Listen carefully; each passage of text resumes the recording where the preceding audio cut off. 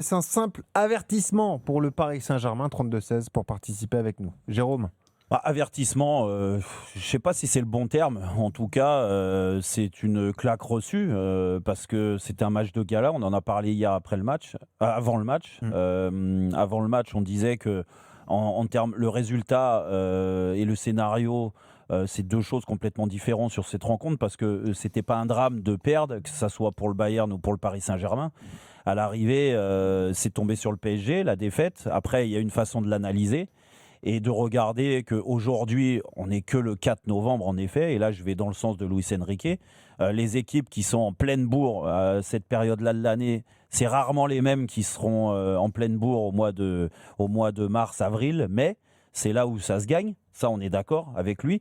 Mais le problème, c'est qu'une saison, et moi je reste persuadé qu'une saison, ça se prépare aussi. Et tu ne peux pas finir juste appuyé sur le fait que l'année dernière, au mois de janvier, les résultats plus la façon de jouer ont totalement été modifiés avec ce match contre Manchester City et que derrière ça te donnait une confiance et que le PSG a fini en boulet de canon. C'est la réalité, une machine de guerre.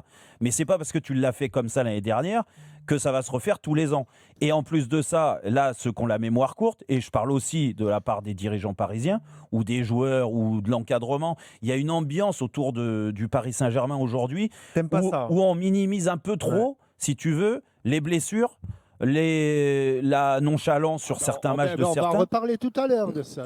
La nonchalance de certains aussi. L'état de forme et les prestations de certains aussi qui ont du mal à retrouver un niveau digne de ce nom, même s'ils ne sont pas blessés. Il y a des niveaux qui sont pas des joueurs qui ne sont pas au même niveau que l'année dernière, il y a un an. Je ne parle pas de la fin de saison parce qu'encore une fois, il y avait tellement les planètes étaient bien alignées que les performances, la confiance, tout était réuni. Si tu veux, il n'y avait plus de blessures, il n'y avait pas de blessures. Les mecs, ils enchaînaient tout, ils écrasaient tout. Il y avait une telle confiance que, bien sûr, qu'on les attend pas à ce niveau-là. Mais il y a pas cette petite musique. Non, mais il y a un écart qui est monstrueux. On le voit. Et Benoît, je sais que tu vas. C'est pas vraiment surprenant, Jérôme, quand même. Hein. Mais c'est pas surprenant, Benoît, mais moi je vais te dire où je me pose des questions et que c'est pour moi plus qu'un avertissement, c'est dans cette ambiance globale, si tu veux, ça explique aussi les piqûres de rappel qu'il y a eu ces derniers temps en termes de résultats, mais surtout en termes de prestations. Parce qu'il y a eu des matchs gagnés par le PSG en Ligue 1, où c'était... oui, mais on disait qu'ils étaient en mode. Ce que tu te dis, c'est que tu as un PSG qui peut, quand tu es dans cet état-là, qui n'est pas à 100%, où tu n'as pas tous les joueurs 100% de ton 11, et qu'ensuite, dans ton 11, tous les joueurs, il n'y en a que très peu qui sont à 100% vraiment, et qu'en face, tu as un mastodon comme le Bayern qui arrive, qui te prend à la gorge comme ça, mais tu te fais laminer. Ils se sont fait transpercer hier, Hier, clairement. Et je suis pas. C'est difficile à dire, mais hier, le PSG, il y avait un monde d'écart entre le PSG. Après, c'est vrai. En fait, le monde d'écart, il s'explique aussi. Alors, je ne sais pas si vous avez le même ressenti devant votre télévision, mais au parc, il se ressent dans l'activité. Le PSG a toujours été, et c'est pour ça que la meilleure période, mais même l'année dernière, en début de saison, les résultats, il manquait d'efficacité, tout ce qu'on veut. Mais ce PSG-là était quand même très actif. Les joueurs, ils avaient du peps, ils avaient du jus, ils couraient, ça permutait. C'est la grande force de Luis Enrique. Et cette équipe, elle est difficilement lisable, si tu veux, pour l'adversaire, mais aussi pour les spécialistes, les journalistes et les consultants. Ou lisible plutôt, ouais. Et hier, en fait, ils se sont fait surprendre par une équipe qui, du moins, compagnie demande la même chose, plus ou moins, après avec des déplacements différents, que ce que demande Luis Enrique à son équipe. Et vu que ces mecs-là, le Bayern, ils sont sur une lancée, une confiance, et ça se voit dans les courses, ils ne calculent pas physiquement. Il y avait... Autant techniquement, il y avait beaucoup d'écart, surtout sur la première mi-temps, mais physiquement, il y avait trois classes d'écart. Je veux bien, mais est-ce que je vais me faire amène du déchet technique en plus. Bah oui, le Bayern est au top physiquement, arrive plein de confiance face à un PSG qui a des problèmes de blessures, de rotation et qui n'a pas de rythme. Mais ça explique aussi peut-être la différence de niveau entre les deux. De faire presque des reproches au Bayern Munich et de trouver des circonstances. Je suis juste en train de vous dire qu'il ne faut pas tirer trop de conclusions d'un match comme hier. En fait. Il y a trop de différences physiques entre les deux clubs. Là où tu as raison, Benoît, c'est que... Ça ne dit rien de l'avenir. On est au mois de on est début novembre. Ouais, Comme oui, le disait Jérôme, ils vont peut-être se retrouver au mois de mars. Et les choses seront différentes. Et puis c'est rare. Jamais vu le Paris Saint-Germain se faire bouger comme ça. Autrement dans le doute, on parle du match d'hier, on ne parle pas d'autre chose. Bien sûr. Mais c'est pour ça que je vous dis que c'est un simple avertissement. C'est tout le débat d'aujourd'hui. Tu sais, la première mi-temps qu'on a vécue hier au Parc des Princes, la dernière équipe qui était venue imposer son jeu, c'était Arsenal sur le match retour l'année dernière. Pendant une mi-temps, Arsenal, ils ont donné une leçon au Paris Saint-Germain. Une leçon, c'était de l'intensité. Il y avait que... je me souviens du match aussi, Jérôme.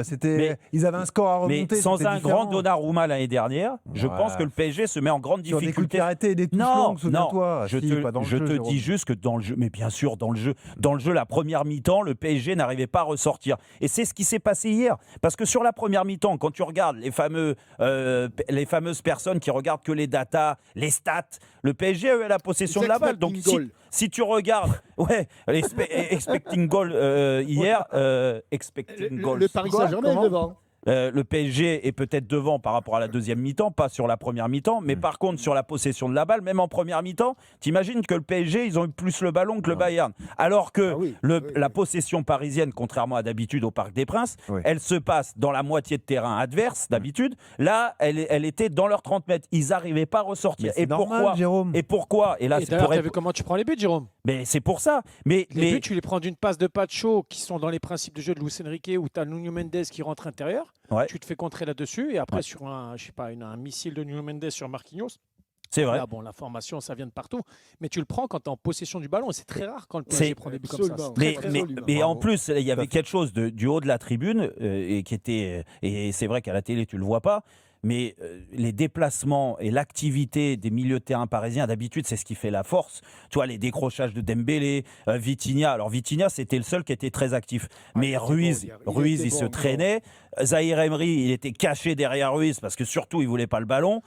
Il t'arrivait pas. Dembélé, il a joué sur des œufs. Tu l'as vu Fabien Ruiz sortir, Jérôme ? Non, il a fait un triathlon. Non, mais exactement. Il a fait 2 consécutivement. Mais c'est pour ça il était lessivé, le pauvre. C'est pour ça que sur ces joueurs-là, c'est même pas un avertissement. Parce que j'imagine qu'eux, quand ils préparent ce match-là et qu'ils sont titulaires contre le Bayern à ce niveau-là, ils se disent ça va être très compliqué. Parce qu'on a joué au football et on sait très bien que quand tu te sens pas à 100% sur un match de Ligue des Champions, encore plus face à une équipe du Bayern qui arrache tout le monde depuis le début de saison, c'est sûr que tu sais que ça va être compliqué. Tu vas passer un mauvais quart d'heure, voire une mauvaise heure. Excuse-moi, je ne vais pas te couper, mais non, mais moi qui ai l'œil notamment sur les gardiens de but, quand tu vois Lucas Chevalier hier, quand tu vois ses relances, contrairement aux autres matchs depuis le début de saison, il va beaucoup chercher Nuno Mendes ou Hakimi, où des fois tu te dis putain, il va toucher les latéraux. Tu es quand même offert pour s'en sortir. Ils s'en sortent quasiment à chaque fois grâce à leur qualité de passe, la qualité individuelle et le déplacement des joueurs autour. Des milieux de terrain. Hier, c'est l'une des premières fois où il a autant allongé. Ah oui, c'est vrai. Il a énormément allongé.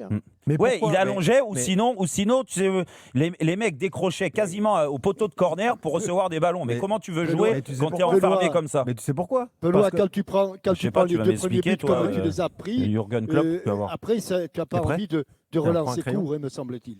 Non, mais c'est très simple. Oui, effectivement, tu as raison, Jean-Michel. Côté Bayern, qui te fait peur en fait hier en face, offensivement ? T'as peur de qui ? De la profondeur de qui ? Dembélé, il est sur une jambe, les autres sont pas en forme. Il n'y avait pas besoin de profondeur. La seule occasion que tu as, c'est quand Barcola prend la profondeur et qu'il est face à Neuer. C'est le seul qui te fait un peu peur, mais ils ont joué facilement finalement. Upamecano et Jonathan Tah, ils ont gagné tout leur duel. Facilement, Upamecano, c'est le meilleur match que je n'ai jamais vu faire.